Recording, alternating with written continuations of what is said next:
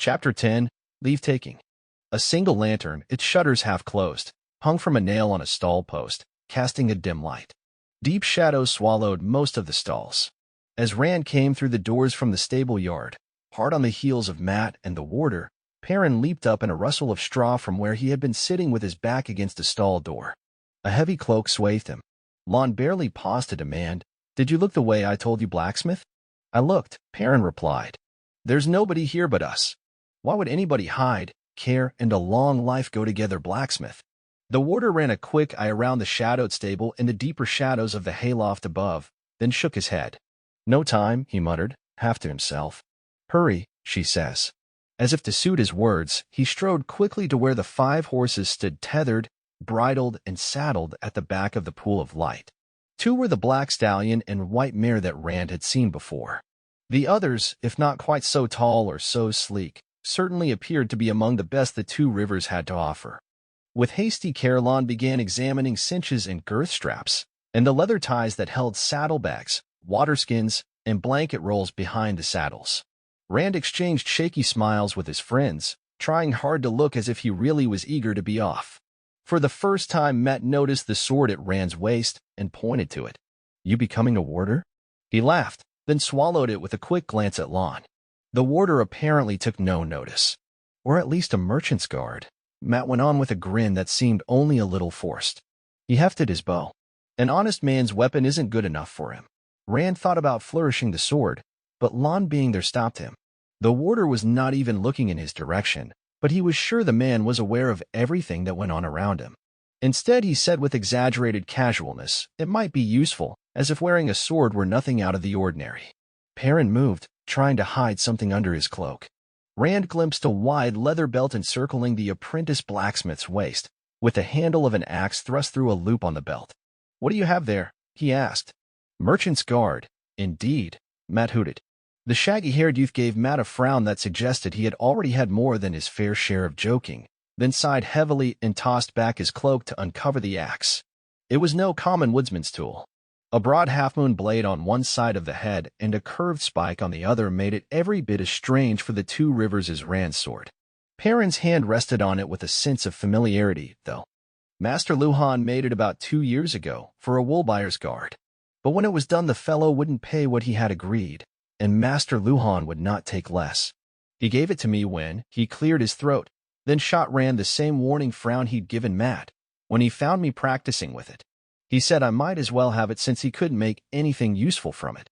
"Practicing," Mat snickered, but held up his hands soothingly when Perrin raised his head. "As you say, it's just as well one of us knows how to use a real weapon." "That bow is a real weapon," Lon said suddenly. He propped an arm across the saddle of his tall black and regarded them gravely. "So are the slings I've seen you village boys with. Just because you never use them for anything but hunting rabbits or chasing a wolf away from the sheep makes no difference. Anything can be a weapon, if the man or woman who holds it has the nerve and will to make it so. Trollocs aside, you had better have that clear in your minds before we leave the 2 rivers, before we leave Emond's field, if you want to reach Tar Valon alive." His face and voice, cold as death and hard as a rough-hewn gravestone, stifled their smiles and their tongues. Perrin grimaced and pulled his cloak back over the axe. Mat stared at his feet and stirred the straw on the stable floor with his toe. The warder grunted and went back to his checking, and the silence lengthened. "It isn't much like the stories," Mat said, finally. "I don't know," Perrin said sourly. "Trollocs, a warder, and Aes Sedai. What more could you ask?" "Aes Sedai," Mat whispered, sounding as if he were suddenly cold. "Do you believe her, Rand?" Perrin asked. "I mean, what would Trollocs want with us?" As one, they glanced at the warder. Lon appeared absorbed in the white mare's saddle girth, but the 3 of them moved back toward the stable door, away from Lon. Even so, they huddled together and spoke softly. Rand shook his head. "I don't know, but she had it right about our farms being the only ones attacked. And they attacked Master Luhan's house and the forge first, here in the village. I asked the mayor. It's as easy to believe they are after us as anything else I can think of." Suddenly he realized they were both staring at him. "You asked the mayor?" Mat said incredulously. "She said not to tell anybody." "I didn't tell him why I was asking," Rand protested. "Do you mean you didn't talk to anybody at all? You didn't let anybody know you're going?" Perrin shrugged defensively. Aes Sedai said not anybody. We left notes, Matt said. For our families. They'll find them in the morning. Rand, my mother thinks Tar Valon is the next thing to Sheol Gul. He gave a little laugh to show he did not share her opinion. It was not very convincing. She'd try to lock me in the cellar if she believed I was even thinking of going there. Master Luhan is stubborn as stone, Perrin added, and Mistress Luhan is worse. If you'd seen her digging through what's left of the house, saying she hoped the Trollocs did come back so she could get her hands on them. Burn me, Rand, Matt said. I know she's an Aes Sedai and all, but the Trollocs were really here. She said not to tell anybody. If an Aes Sedai doesn't know what to do about something like this, who does? I don't know. Rand rubbed at his forehead. His head hurt. He could not get that dream out of his mind. My father believes her. At least, he agreed that we had to go. Suddenly Moiraine was in the doorway. You talked to your father about this journey? She was clothed in dark gray from head to foot, with a skirt divided for riding astride, and the serpent ring was the only gold she wore now. Rand eyed her walking staff. Despite the flames he had seen, there was no sign of charring or even soot. I couldn't go off without letting him know. She eyed him for a moment with pursed lips before turning to the others. And did you also decide that a note was not enough? Matt and Perrin talked on top of each other, assuring her they had only left notes, the way she had said. Nodding, she waved them to silence and gave Rand a sharp look. What is done is already woven in the pattern. Lawn. The horses are ready, the warder said, and we have enough provisions to reach Bear Lawn with some to spare. We can leave at any time. I suggest now. Not without me. Egwene slipped into the stable, a shawl-wrapped bundle in her arms. Rand nearly fell over his own feet. Lan's sword had come half out of its sheath. When he saw who it was, he shoved the blade back, his eyes suddenly flat. Perrin and Matt began babbling to convince Moiraine they had not told Egwene about leaving. The Aes Sedai ignored them.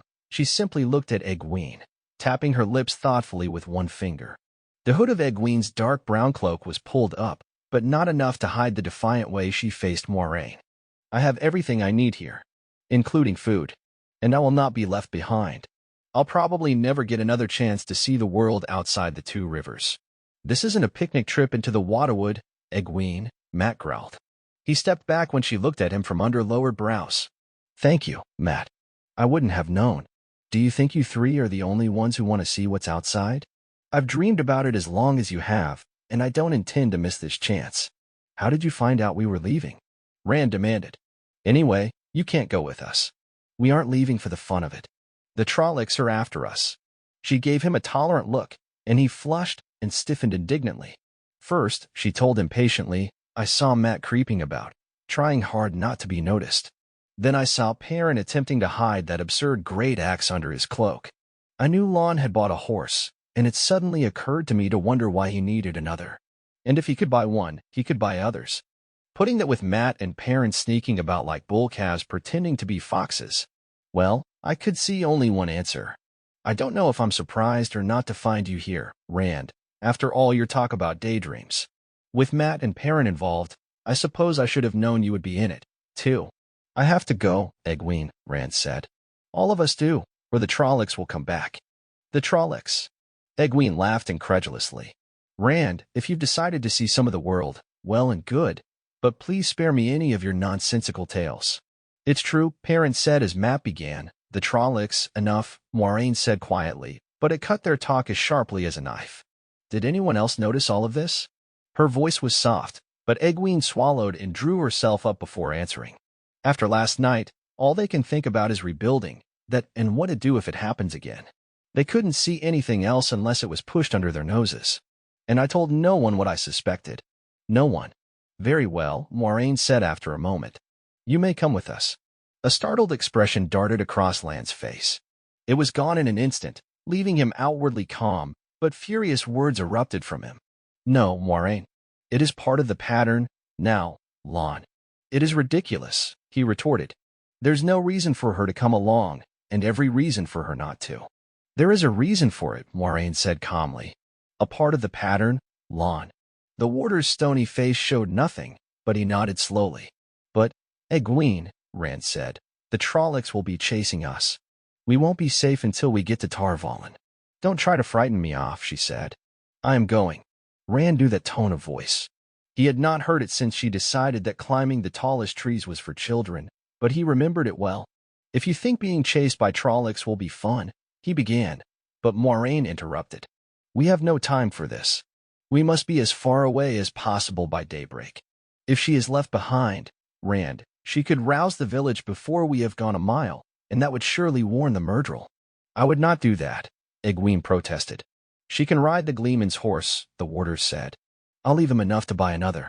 That will not be possible, came Thom Merrilin's resonant voice from the hayloft. Lan's sword left its sheath this time, and he did not put it back as he stared up at the Gleeman. Thom tossed down a blanket roll, then slung his cased flute and harp across his back and shouldered bulging saddlebags. This village has no use for me now, while on the other hand, I have never performed in Tar Valon. And though I usually journey alone, after last night I have no objections at all to traveling in company. The warder gave Perrin a hard look, and Perrin shifted uncomfortably. I didn't think of looking in the loft, he muttered. As the long-limbed Gleeman scrambled down the ladder from the loft, Lon spoke, stiffly formal. Is this part of the pattern, too, Aes Sedai? Everything is a part of the pattern, my old friend, Moiraine replied softly. We cannot pick and choose. But we shall see. Thom put his feet on the stable floor and turned from the ladder, brushing straw from his patch-covered cloak. In fact, he said in more normal tones, you might say that I insist on traveling in company. I have given many hours over many mugs of ale to thinking of how I might end my days. A Trollocs cookpot was not one of the thoughts. He looked askance at the warder's sword. There's no need for that. I am not a cheese for slicing. Master Merrilin, Moiraine said, we must go quickly, and almost certainly in great danger. The Trollocs are still out there, and we go by night. Are you sure that you want to travel with us? Thom eyed the lot of them with a quizzical smile. If it is not too dangerous for the girl, it can't be too dangerous for me. Besides, what Gleeman would not face a little danger to perform in Tar Valon? Moiraine nodded, and Lon scabbarded his sword. Rand suddenly wondered what would have happened if Thom had changed his mind, or if Moiraine had not nodded. The Gleeman began saddling his horse as if similar thoughts had never crossed his mind, but Rand noticed that he had Lan's sword more than once. Now, Moiraine said, what horse for Egwene? The peddler's horses are as bad as the Durrance, the warder replied sourly. Strong, but slow plotters. Bella, Rand said, getting a look from Lon that made him wish he had kept silent. But he knew he could not dissuade Egwene. The only thing left was to help. Bella may not be as fast as the others, but she's strong. I ride her sometimes. She can keep up. Lon looked into Bella's stall, muttering under his breath. She might be a little better than the others, he said finally. I don't suppose there is any other choice. Then she will have to do, Moiraine said. Rand, find a saddle for Bella. Quickly, now. We have tarried too long already. Rand hurriedly chose a saddle and blanket in the tack room, then fetched Bella from her stall. The mare looked back at him in sleepy surprise when he put the saddle on her back. When he rode her, it was barebacked. She was not used to a saddle. He made soothing noises while he tightened the girth strap, and she accepted the oddity with no more than a shake of her mane. Taking Egwene's bundle from her, he tied it on behind the saddle while she mounted and adjusted her skirts. They were not divided for riding astride, so her wool stockings were bared to the knee. She wore the same soft leather shoes as all the other village girls. They were not at all suited for journeying to Watch Hill, much less Tar Valon. I still think you shouldn't come, he said. I wasn't making it up about the Trollocs, but I promise I will take care of you. Perhaps I'll take care of you, she replied lightly. At his exasperated look she smiled and bent down to smooth his hair. I know you'll look after me, Rand. We will look after each other. But now you had better look after getting on your horse. All of the others were already mounted and waiting for him, he realized. The only horse left riderless was Cloud, a tall gray with a black mane and tail that belonged to John Thane, or had. He scrambled into the saddle, though not without difficulty as the gray tossed his head and pranced sideways as Rand put his foot in the stirrup and his scabbard caught in his legs. It was not chance that his friends had not chosen Cloud. Master Thane often raced the spirited gray against merchants' horses, and Rand had never known him to lose, but he had never known Cloud to give anyone an easy ride, either. Lon must have given a huge price to make the millers sell. As he settled in the saddle, Cloud's dancing increased, as if the gray were eager to run. Rand gripped the reins firmly and tried to think that he would have no trouble. Perhaps if he convinced himself, he could convince the horse, too. And all hooted in the night outside. and the village people jumped before they realized what it was. They laughed nervously and exchanged shamefaced looks. "Next thing, field mice will chase us up a tree," Egwene said with an unsteady chuckle. Lon shook his head. "Better if it had been wolves." "Wolves!" Perrin exclaimed, and the warder favored him with a flat stare. "Wolves don't like Trollocs, blacksmith, and Trollocs don't like wolves, or dogs, either. If I heard wolves, I would be sure there were no Trollocs waiting out there for us." He moved into the moonlit night, walking his tall black slowly. Moiraine rode after him without a moment's hesitation, and Egwene kept hard to the Aes Sedai's side. Rand and the Gleeman brought up the rear, following Mat and Perrin. The back of the inn was dark and silent, and dappled moon shadows filled the stable yard. The soft thuds of the hooves faded quickly, swallowed by the night. In the darkness, the warder's cloak made him a shadow, too. Only the need to let him lead the way kept the others from clustering around him. Getting out of the village without being seen was going to be no easy task, Rand decided as he neared the gate. At least, without being seen by villagers. Many windows in the village emitted pale yellow light, and although those glows seemed very small in the night now, shapes moved frequently within them, the shapes of villagers watching to see what this night brought. No one wanted to be caught by surprise again. In the deep shadows beside the inn, just on the point of leaving the stable yard, Lon abruptly halted, motioning sharply for silence. Boots rattled on the wagon bridge, and here and there on the bridge moonlight glinted off metal. The boots clattered across the bridge, grated on gravel, and approached the inn. No sound at all came from those in the shadow. Rand suspected his friends, at least, were too frightened to make a noise. Like him. The footsteps halted before the inn in the grayness just beyond the dim light from the common room windows. It was not until John Thane stepped forward, a spear propped on his stout shoulder, an old jerkin sewn all over with steel discs straining across his chest, that Rand saw them for what they were. A dozen men from the village and the surrounding farms, some in helmets or pieces of armor that had lain dust-covered in attics for generations, all with a spear or a wood axe or a rusty bill. The miller peered into a common room window, then turned with a curt, "It looks right here." The others formed in two ragged ranks behind him, and the patrol marched into the night as if stepping to three different drums. 2 Daval Trollocs would have them all for breakfast, Lon muttered when the sound of their boots had faded. But they have eyes and ears. He turned his stallion back. "Come." Slowly, quietly, the warder took them back across the stable yard, down the bank through the willows and into the winespring water. So close to the winespring itself, the cold, swift water, gleaming as it swirled around the horse's legs, was deep enough to lap against the soles of the rider's boots. Climbing out on the far bank, the line of horses wound its way under the warder's deft direction, keeping away from any of the village houses. From time to time, Lon stopped, signing them all to be quiet, though no one else heard or saw anything. Each time he did, however, another patrol of villagers and farmers soon passed. Slowly they moved toward the north edge of the village. Rand peered at the high-peaked houses in the dark, trying to impress them on his memory. "A fine adventurer I am," he thought. He was not even out of the village yet, and already he was homesick. But he did not stop looking. They passed beyond the last farmhouses on the outskirts of the village and into the countryside, paralleling the north road that led to Terran Ferry. Rand thought that surely no night sky elsewhere could be as beautiful as the two-river sky. The clear black seemed to reach to forever, and myriad stars gleamed like points of light scattered through crystal. The moon, only a thin slice less than full, appeared almost close enough to touch, if he stretched, and a black shape flew slowly across the silvery ball of the moon. Rand's involuntary jerk on the reins halted the gray. A bat, he thought weakly, but he knew it was not. Bats were a common sight of an evening, darting after flies and bite-me's in the twilight. The wings that carried this creature might have the same shape, but they moved with the slow, powerful sweep of a bird of prey. And it was hunting. The way it cast back and forth in long arcs left no doubt of that. Worst of all was the size.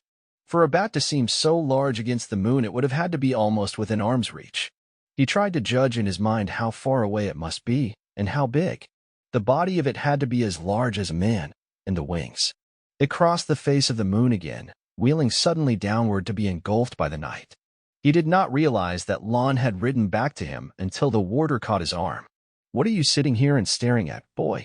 We have to keep moving." The others waited behind Lon. Half expecting to be told he was letting fear of the Trollocs overcome his sense, Rand told what he had seen.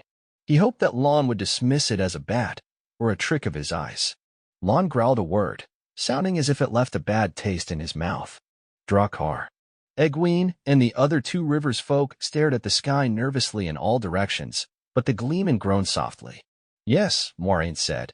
It is too much to hope otherwise. And if the Myrddraal has a Draghkar at his command, then he will soon know where we are, if he does not already. We must move more quickly than we can cross country. We may still reach Terran Ferry ahead of the Myrddraal, and he and his Trollocs will not cross as easily as we. A Draghkar. Egwene said. What is it? It was Thom Merrilin who answered her hoarsely. In the war that ended the Age of Legends, worse than Trollocs and half-men were created. Moiraine's head jerked toward him as he spoke. Not even the dark could hide the sharpness of her look. Before anyone could ask the gleeman for more, Lon began giving directions. We take to the North Road, now. For your lives, follow my lead. Keep up and keep together. He wheeled his horse about, and the others galloped wordlessly after him.